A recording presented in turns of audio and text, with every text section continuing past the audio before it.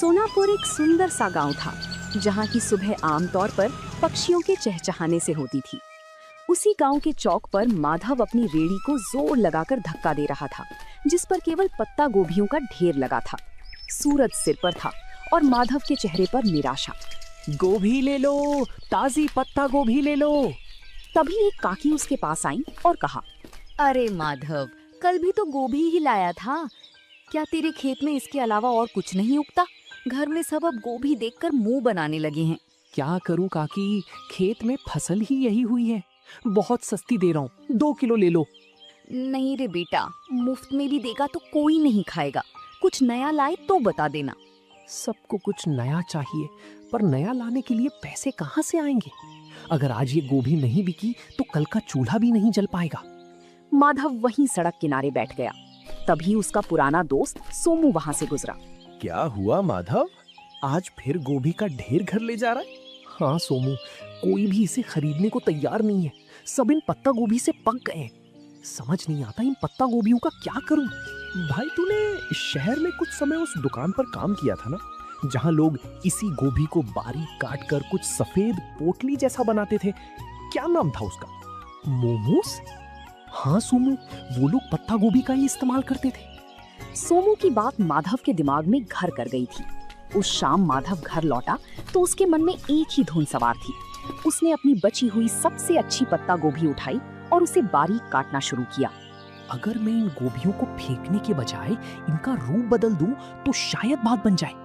मैदा घर में थोड़ा पड़ा ही है। वो रसोई में मसालों के साथ कुछ प्रयोग करने लगा। खुशबू फैलने लगी तो उसका पड़ोसी करीम चाचा अंदर आए। माधव मियाँ, ये कैसी खुशबू आ रही है? आज क्या कोई दावत की तैयारी है? आइए चाचा, दावत तो नहीं पर एक कोशिश कर रहा हूँ। ये देखिए, मैंने इन गोभियों को मसालों के साथ पकाकर इस मैदे की लोई में भर दिया है। अरे ये तो छोटी छोटी सफेद पोटलियां लग रही हैं। इन्हें तेल में तलोगे क्या? नहीं चाचा, इन्हें बस भाप में पकाऊंगा। ये बिना तेल का खाना होगा, जो गांव वालों के लिए बिल्कुल नया होगा। बिना तेल का? क्या लोग खाएंगे? यहाँ तो सबको तला भुना पसंद है। स्वाद अच्छा हुआ तो सब खाएंगे चाचा। बस दुआ कीजिए कि ये भाप में ठीक से पक जाए। कल सुबह गांव के चौराहे पर मैं इसी का ठेला लगाऊंगा। हिम्मत तो बड़ी है तेरी। चल ये पक जाए तो एक मुझे भी चखाना। अगली सुबह सूरज की पहली किरण के साथ ही माधव गांव के चौराहे पर पहुंच गया था। उसने अपनी रेड़ी के एक तरफ कटी हुई पत्ता गोभी रखी थी और दूसरी तरफ पीतल के एक बड़े बर्तन से भाप निकल रही थी।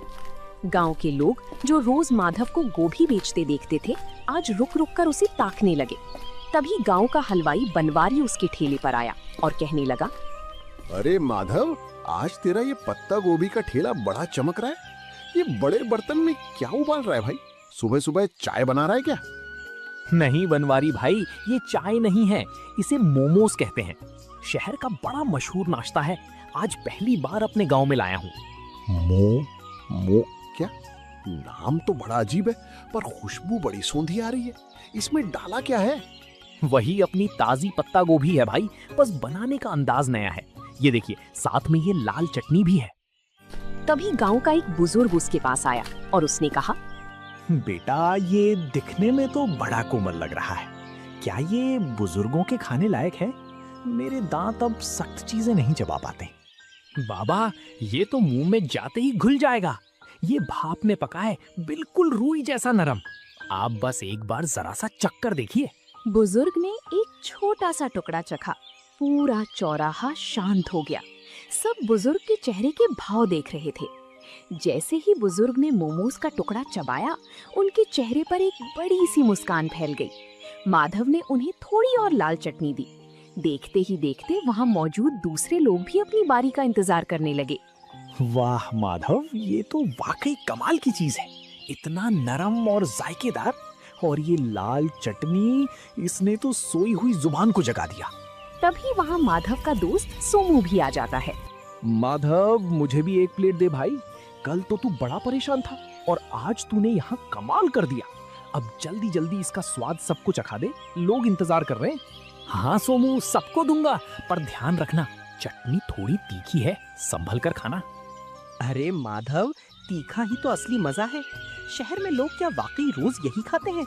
मुझे तो लगता था वहाँ के लोग बस महंगा खाना जानते हैं। हाँ काका, शहर में तो इसे खाने के लिए लंबी लाइनें लगती हैं। मैंने सोचा जब हमारे खेत में इतनी अच्छी गोभी होती है तो हम गांव वालों को ये स्वाद क्यों ना मिले। भाई माधव, तूने तो मेरी मिठाई की दुकान के सामने रौनक लगा दी। एक प्लेट मेरे लिए भी लगा। देखूं तो सही, इस पत्ता गोभी के नए अवतार में ऐसा क्या जादू है। दोपहर होते होते माधव की सारी पत्ता गोभी खत्म हो गई थी, लेकिन सब्जी के रूप में नहीं बल्कि मोमोज के रूप में। माधव ने आज पहली बार अपने हाथ में इतने पैसे देखे थे। उसकी आंखों में खुशी के आंसू थे और मन में एक नया हौसला। उसे समझ आ गया था कि मेहनत और नयापन कभी बेकार नहीं जाता। जिसके बाद अगले कुछ दिनों तक माधव का काम तेजी से चल पड़ा। अब लोग सुबह से ही माधव के आने का इंतजार करने लगे थे। लेकिन जैसे जैसे काम बढ़ा, माधव के पास संसाधनों की कमी होने लगी। उसके पास सिर्फ एक छोटा बर्तन था और अकेले सारा काम करना उसके लिए मुश्किल होता जा रहा था। गोभी काटना, मैदा गूंथना, फिर उसे बेलना और फिर भाप देना, अकेले करते करते हाथ जवाब देने लगे हैं। पर अगर रुक गया तो लोग निराश हो जाएंगे। तभी करीम चाचा उसके पास आते हैं और कहते हैं, क्या बात है माधव मियाँ, काम कैसा चल रहा है? आज चेहरे पर वो चमक नहीं है जो हमेशा रहती है। काफी थके थके से भी लग रहे हो। चाचा, काम तो बहुत है पर हाथ सिर्फ 2 हैं। लोग को मेरे हाथों के मोमोज बहुत पसंद आने हैं और अब वे उसे ज्यादा मात्रा में मांग रहे हैं। और मेरे पास बर्तन इतना छोटा है कि एक बार में सिर्फ 10-12 मोमोज ही बन पाते हैं। अरे ये तो बहुत अच्छी बात है। अगर बरकत हो रही है तो घबराता क्यों है? शहर जा और एक बड़ा स्टीमर लेकर आ। और सुन, सारा काम अकेले क्यों करता है, किसी को साथ लगा ले। पैसे तो आ रहे हैं चाचा, पर क्या ये काम टिकेगा? कहीं लोग 4 दिन बाद ऊब गए तो मेरी सारी कमाई डूब जाएगी। मेहनत कभी नहीं डूबती बेटा। तूने साधारण सी पत्ता गोभी को पहचान दिलाई है। अब खुद को एक बड़ा व्यापारी बनाने की सोच। करीम चाचा की सलाह मानकर माधव ने अगले दिन अपनी रेहड़ी नहीं लगाई। वो पास के बड़े कस्बे के बाजार गया। वहाँ की भीड़ भाड़ देखकर उसे अपने पुराने दिन याद आ गए, जब वो दूसरों की दुकानों पर काम करता था। आज वो अपनी खुद की दुकान के लिए सामान खरीदने आया था। आइए भाई साहब, क्या दिखाऊं? होटल के लिए बर्तन चाहिए या घर के लिए? मुझे मोमोज बनाने वाला सबसे बड़ा 3 मंजिला बर्तन चाहिए। और हाँ, एक ऐसी मशीन भी देना जिससे सब्जियां बहुत बारीक कट सके। बड़े बर्तन की मांग तो बहुत है। आप कहाँ से आए हैं? शहर में दुकान खोल रहे हैं क्या? नहीं साहब, गांव में मेरा छोटा सा मोमोज बेचने का काम है। वहाँ लोगों को उसका स्वाद बहुत पसंद आ रहा है। ये तो बड़ी अच्छी बात है। ये लीजिए, ये स्टील का सबसे बढ़िया बर्तन है। इसमें एक साथ 50 मोमोज आराम से बन जाएंगे। और ये रही आपकी नई मशीन।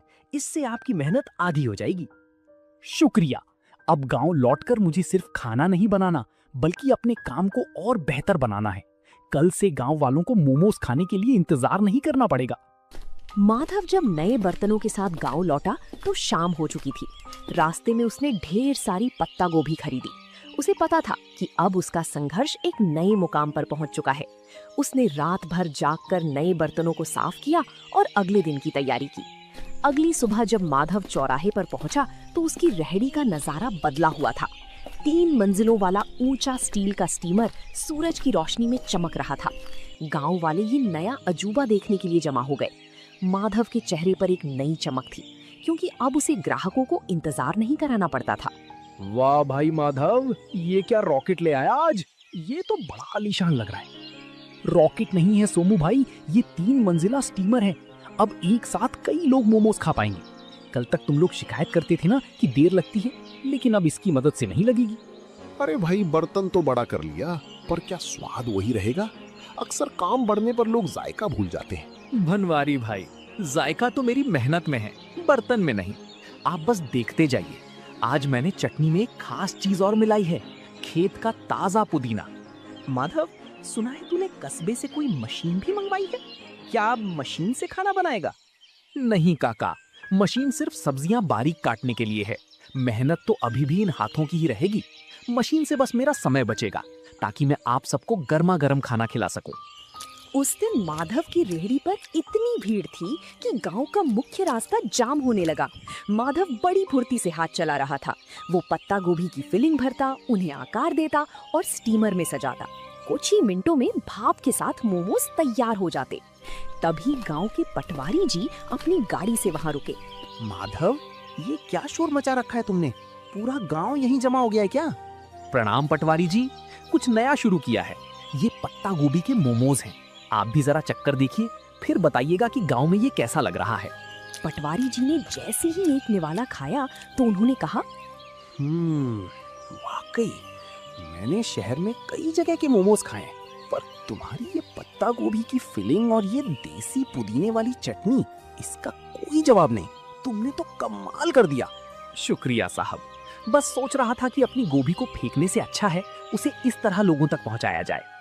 माधव, अगले हफ्ते तहसील के कुछ बड़े अधिकारी गांव आ रहे हैं। क्या तुम उनके लिए भी ऐसा कुछ इंतजाम कर सकते हो? मैं चाहता हूँ वो देखें कि हमारे गांव के युवक कितने मेहनती हैं। ये तो मेरे लिए सौभाग्य की बात होगी साहब। मैं उनके लिए सबसे बेहतरीन मोमोज तैयार रखूंगा। माधव के लिए ये सिर्फ एक ऑर्डर नहीं था, बल्कि उसके हुनर को मिलने वाली सरकारी पहचान की शुरुआत थी। उस रात माधव ने चैन की नींद ली, क्योंकि अब वो सिर्फ एक गरीब सब्जी वाला नहीं, बल्कि गांव का मोमोज मैन बन चुका था। पटवारी जी का वादा माधव के लिए एक बहुत बड़ी चुनौती और अवसर दोनों था। तहसील के अधिकारियों का आना कोई छोटी बात नहीं थी। माधव ने तय किया कि वो इस मौके को हाथ से जाने नहीं देगा। उसने अपने छोटे से रसोई घर को साफ किया और अपनी रेहड़ी को अच्छे से सजाया। माधव बेटा, कल का दिन बहुत बड़ा है। सुना है शहर से बड़े साहब लोग आ रहे हैं। क्या तूने सारी तैयारी कर ली? हाँ चाचा, मैंने आज सुबह ही खेत से सबसे ताजी और कोमल पत्ता गोभी तोड़ी है। मैं नहीं चाहता कि स्वाद में जरा भी कमी रहे, बस थोड़ा डर लग रहा है। डर कैसा? तूने तो पूरे गांव का दिल जीत लिया है। वो तो फिर भी बाहर के लोग हैं। बस अपनी सादगी और सफाई का ध्यान रखना। सोमू, तू कल मेरी मदद करेगा? मुझे प्लेटें लगाने और पानी पिलाने के लिए किसी भरोसेमंद इंसान की जरूरत होगी। तू चिंता क्यों करता है भाई? मैं सुबह ही पहुंच जाऊंगा। हम दिखा देंगे कि हमारे गांव का स्वाद किसी बड़े शहर के होटल से कम नहीं है। दोपहर का समय था। तहसील के अधिकारी अपनी गाड़ियों से गांव की चौपाल पर पहुंचे। पटवारी जी ने गर्व के साथ माधव की रेहड़ी की ओर इशारा किया। माधव के चेहरे पर एक विनम्र मुस्कान थी। उसने बड़ी ही सफाई से अधिकारियों के सामने गर्मा गर्म मोमोज परोसे। पटवारी जी, मैंने सुना था कि यहाँ का कोई युवक बहुत अच्छा काम कर रहा है।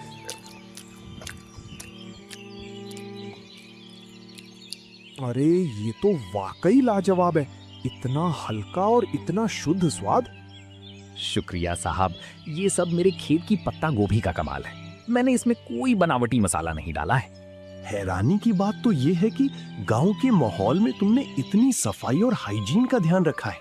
तुम्हारा ये तरीका वाकई काबिले तारीफ है। माधव, क्या तुम कभी शहर आकर अपना स्टॉल लगाना चाहोगे? वहां तुम्हें और भी बड़ा बाजार मिल सकता है। साहब, शहर में तो बहुत लोग हैं। मैं चाहता हूँ कि मेरे गांव के लोगों को यहीं पर अच्छी और नई चीजें खाने को मिले। मैं यहीं रहकर अपने काम को बड़ा बनाना चाहता हूँ। बहुत खूब, तुम्हारी ये सोच देखकर अच्छा लगा। हम तुम्हारी मदद करेंगे ताकि तुम एक छोटी सी पक्की दुकान खोल सको। हमें ऐसे ही मेहनती युवाओं की जरूरत है। अधिकारियों ने न केवल पेट भर खाया, बल्कि जाते समय माधव की काफी तारीफ भी की। उस दिन माधव को समझ आया कि सफलता के लिए गांव छोड़ना जरूरी नहीं, बल्कि अपनी जगह रहकर कुछ अलग करना जरूरी है। अधिकारियों की मदद और अपनी मेहनत की कमाई से माधव ने आखिरकार गांव के मुख्य चौराहे पर एक छोटी सी पक्की दुकान किराए पर ले ली। अब उसे धूप और बारिश में रेहड़ी खड़ी करने की चिंता नहीं थी। उसने अपनी दुकान का नाम रखा माधव का देसी जायका। दुकान की दीवारों पर उसने खेत और गांव के सुंदर चित्र बनवाए थे। अरे भाई माधव, अब तो तू सेठ बन गया। इतनी सुंदर दुकान और वो भी गांव के सबसे मुख्य मोड़ पर। अब तो हमें बैठने के लिए कुर्सियां भी मिलेंगी। सेठ नहीं बनवारी भाई, बस आप सबका प्यार है। दुकान पक्की हो गई है तो क्या हुआ, स्वाद तो आज भी वही मिट्टी से जुड़ा रहेगा। आइए, आज उद्घाटन के दिन पहली प्लेट आप ही के नाम। माधव मियाँ, देख रहे हो, जहाँ तू कभी गोभी का ढेर लेकर उदास बैठा रहता था, आज वहाँ तेरे नाम की धूम मची है। मैंने कहा था ना, गोभी को पहचान तूने दी है। चाचा, ये सब आपकी बातों का ही असर है। अब मैंने सोचा है कि मैं गांव के 2 और बेरोजगार युवकों को यहाँ काम पर रखूंगा। उन्हें मैं खुद ट्रेनिंग दूंगा ताकि वो भी अपना हाथ साफ कर सकें। बहुत नेक ख्याल है बेटा। तरक्की वही है जो सबको साथ लेकर चले।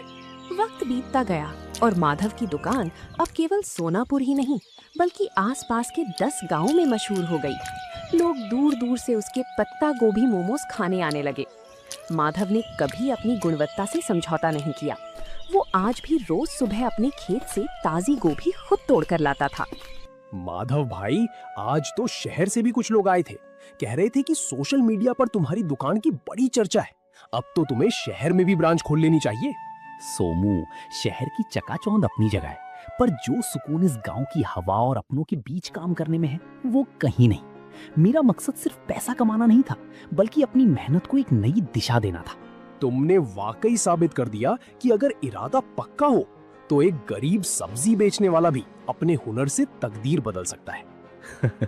मेहनत का कोई विकल्प नहीं होता सोमू। आज जब मैं पीछे मुड़कर उन पत्ता गोभी से भरी रेहड़ियों को देखता हूँ तो मुझे गर्व होता है कि मैंने हार नहीं मानी। तो दोस्तों, आप लोगों को ये कहानी कैसी लगी कमेंट करके जरूर बताएं और ऐसी कहानियों को देखने के लिए वीडियो को लाइक करें और चैनल को सब्सक्राइब करें।